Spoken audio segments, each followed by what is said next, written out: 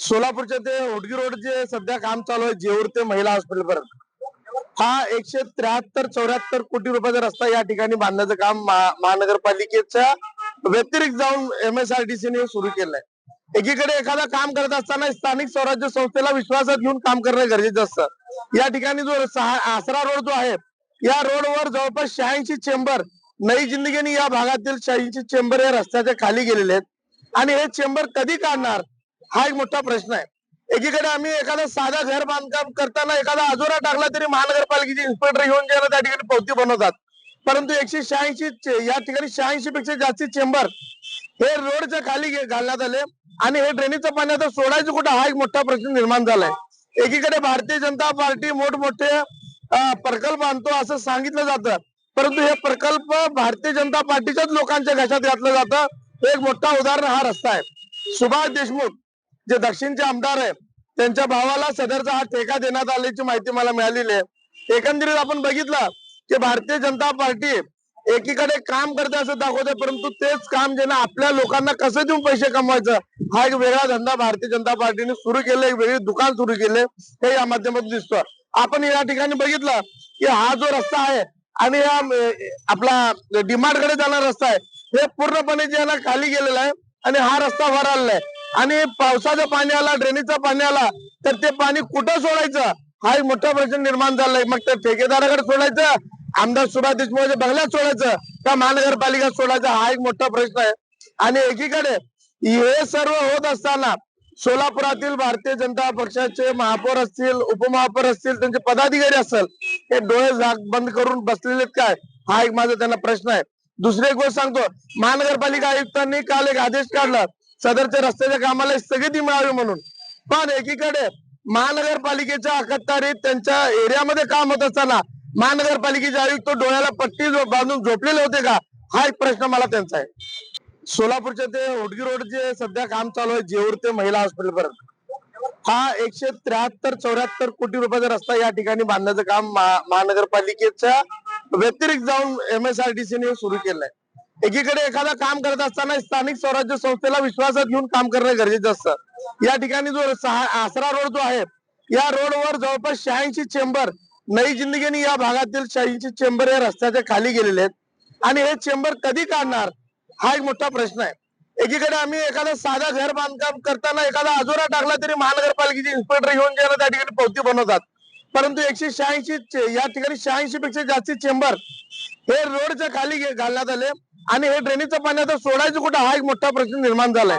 एकीकडे भारतीय जनता पार्टी मोठमोठे प्रकल्प आणतो असं सांगितलं जातं, परंतु हे प्रकल्प भारतीय जनता पार्टीच्याच लोकांच्या घशात घातलं जातं. एक मोठा उदाहरण हा रस्ता आहे. सुभाष देशमुख जे दक्षिणचे आमदार आहे त्यांच्या भावाला सदरचा हा ठेका देण्यात आल्याची माहिती मला मिळालेली आहे. एकंदरीत आपण बघितलं की भारतीय जनता पार्टी एकीकडे काम करते असं दाखवते, परंतु तेच काम जे ना आपल्या लोकांना कसं देऊन पैसे कमवायचं हा एक वेगळा धंदा भारतीय जनता पार्टीने सुरू केलं, एक वेगळी दुकान सुरू केले हे या माध्यमातून दिसतं. आपण या ठिकाणी बघितलं की हा जो रस्ता आहे आणि या आपला डिमार्ट कडे जाणारा रस्ता आहे हे पूर्णपणे जे ना खाली गेलेला आहे आणि हा रस्ता वर आलेला आहे आणि पावसाचं पाणी आला, ड्रेनेजचं पाणी आला तर ते पाणी कुठं सोडायचं हा एक मोठा प्रश्न निर्माण झालाय. मग त्या ठेकेदाराकडे सोडायचं, आमदार सुभाष देशमुखच्या बंगल्यात सोडायचं का महानगरपालिका सोडायचं हा एक मोठा प्रश्न आहे. आणि एकीकडे हे सर्व होत असताना सोलापुरातील भारतीय जनता पक्षाचे महापौर असतील, उपमहापौर असतील, त्यांचे पदाधिकारी असेल हे डोळे बंद करून बसलेले काय हा एक माझा त्यांना प्रश्न आहे. दुसरी एक गोष्ट सांगतो, महानगरपालिका आयुक्तांनी काल एक आदेश काढला सदरच्या रस्त्याच्या कामाला स्थगिती मिळावी म्हणून, पण एकीकडे महानगरपालिकेच्या अखत्यारीत त्यांच्या एरियामध्ये काम होत असताना महानगरपालिकेचे आयुक्त डोळ्याला पट्टी बांधून झोपलेले होते का हा एक प्रश्न मला त्यांचा आहे. साधारणपणे हा 30 किलोमीटरचा रस्ता आहे. त्याच्यातलं 5 किलोमीटरचं जे काम आहे हे 5 किलोमीटरचं काम हे महापालिका हद्दीत होत आहे. हे चालू होत असताना ज्यावेळेस काम सुरुवात झालं त्या सुरुवात झाल्यानंतर एक थोड्याच दिवसात त्या संदर्भातली एक बैठक महापालिकेने बोलवली होती. त्या संदर्भात त्या सगळ्यांना सूचना दिल्या होत्या की कॉन्ट्रॅक्टर असतील, त्यांची PMC असतील, कन्सल्टंट असतील, त्यांना सांगितलं होतं की आमच्या सोलापूर शहराच्या हद्दीत महापालिकेच्या हद्दीत जे प्रॉब्लेम आहेत की जे ड्रेनेज लाईन आहेत, काही ड्रेनेज लाईन क्रॉसिंग करावं लागतील, काही जे आमचे चेंबर्स आहेत ते खाली रस्त्याच्या खाली आहेत, ते उचलून घ्यावा लागतील.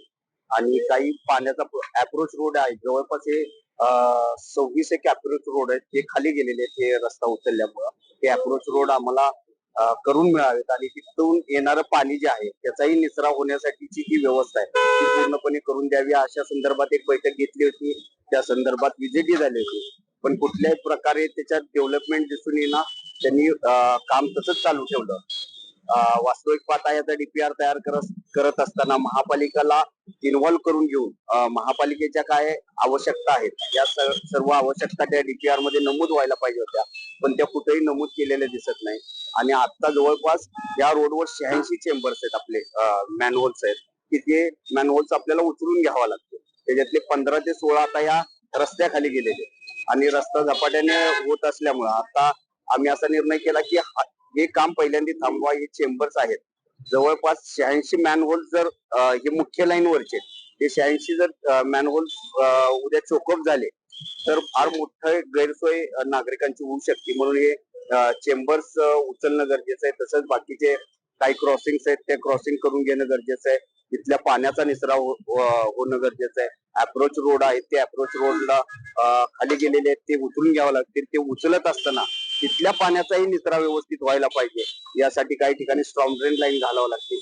या संदर्भातला माननीय त्यांचे MSIDC चे कार्यकारी अभियंता झगडे साहेब काल आले होते. त्यांनी सांगितलं की आम्ही 2 दिवसात या सगळ्याचा एक रिव्ह्यू तयार करतो.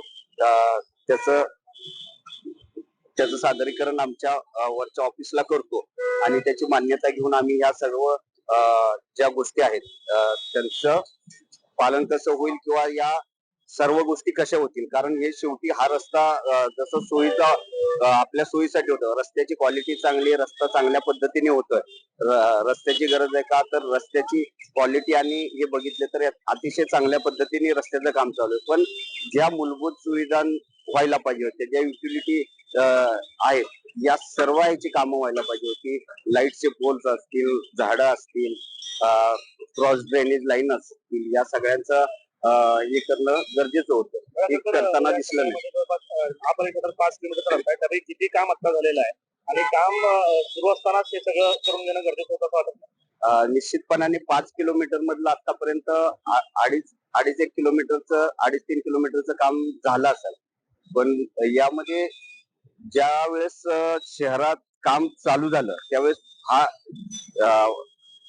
ज्या डाव्या बाजूने काम चालू झालं, डाव्या बाजूच्या अडचणी एवढ्या नव्हत्या की म्हणजे ड्रेनेजच्या याच्या, म्हणून आम्ही त्यांना बसून सूचना दिल्या होत्या की आपण हे बाकीची कामं पहिल्यांदा करावी. पण त्यांनी काम कुठंही न थांबवता ही बाकीची कामं पूर्ण न करता ही कामं चालू ठेवली. त्याच्यामुळं काल आयुक्तांनी असा निर्णय घेतला की हे कुठेतरी थांबवणं गरजेचं. नाही, पण या सगळ्यामध्ये आता MSIDC खर्च करेल, तो अतिरिक्तचा खर्च होणार आहे या सगळ्यांमध्ये. शेवटी तो अल्टिमेटली महापालिकेचा आणि किंवा MSIDC नसून जनतेचा पैसा आहे, तो कुठेतरी अपव्यय होतो या सगळ्यांमध्ये. नाही, हा काय अपव्यय किंवा हे होणार नाही. हे ते फक्त टेंडर मध्ये धरायला पाहिजे होतं. त्यांनी डीपीआर तयार करताना ह्या गोष्टी इन्क्लूड करायला पाहिजे होत्या. ह्या केलेल्या नाही. त्याच्यात कुठलाही अपव्यय नाहीये, पैशाचा अपव्यय होणार नाही. पण ह्या गोष्टी करणं गरजेचं आहे. कारण आज जर चेंबर्स नाही उचलले तर ते उद्या भविष्यात हे चेंबर सापडणं, त्यासाठी रस्ता खोदणं हे चुकीचं होईल. रस्ता खोदला जाऊ नये, रस्त्याची गुणवत्ता राहावी म्हणून ही सर्व कामं थांबवली.